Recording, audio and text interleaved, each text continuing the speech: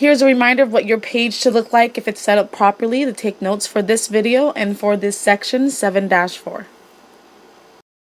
When do you subtract exponents? We have seen other videos when we add exponents, when we need to multiply exponents, and now we're going to discuss when do you subtract exponents.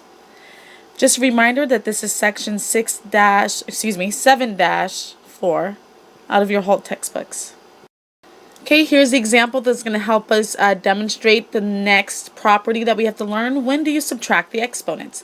So here I'm going to write 6 sevens up top. 1, 2, 3, 4, 5, 6, 7. And on the bottom, I'm going to write 4 sixes. So 1, 2, 3, 4. And we know that 6 divided by 6 equals 1. So I'm going to go ahead and cancel out my quotients of 1. 6 and 6, 1, 6 and 6, 1. So then how many 6's do we have left? Well, we have 3 6's left, so this is going to be 6 to the third power.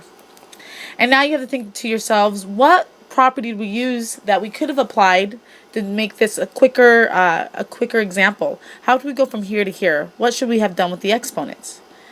And I hope that you notice that if we subtract the exponents, so if I do 7 minus 4, that is going to give me that 3 here. So when you subtract the exponents is when you have two bases, the same bases being divided, is when we subtract the exponents. Okay, I have 4 examples for us to practice this concept, and of course when you come to class we'll do some more examples that are a little bit more complex than these simple ones here. So for A, we have 2 9 all over 2 7, so I could write it all out, or I could apply the property and just subtract the exponents, and 9 minus 7 is going to give us 2 to the squared power. And since the exponent is so small, remember if it's 3 or smaller, we can evaluate even further, and our final answer is going to be 4.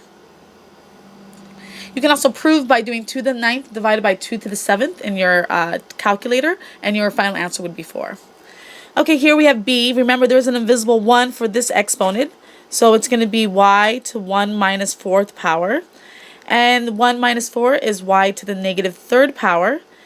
And a reminder that your expression is not fully simplified if there's a negative exponent, so to make it happy and positive, we'll put it in the denominator, and that becomes positive 3, and that's our final answer for B.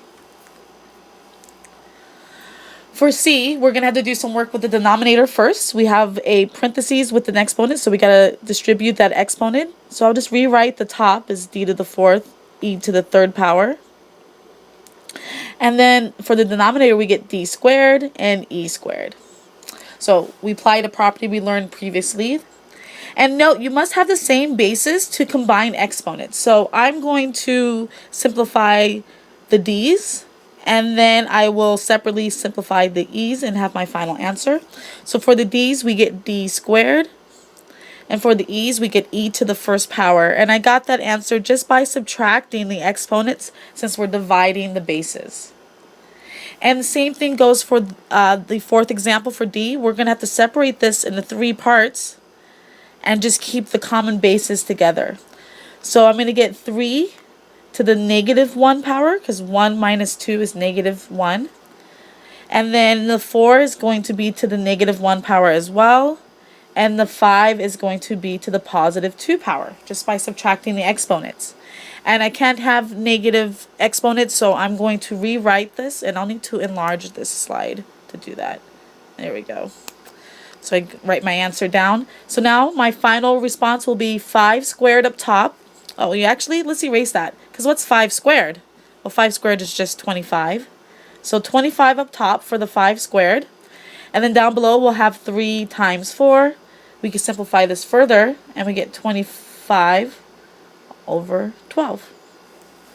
And that is our final answer. We can leave it as an improper fraction. Just a reminder that you should have paused the slides to write down the examples, then complete the examples as I'm explaining them to you. If you have questions, bring those to class and we'll practice this concept further.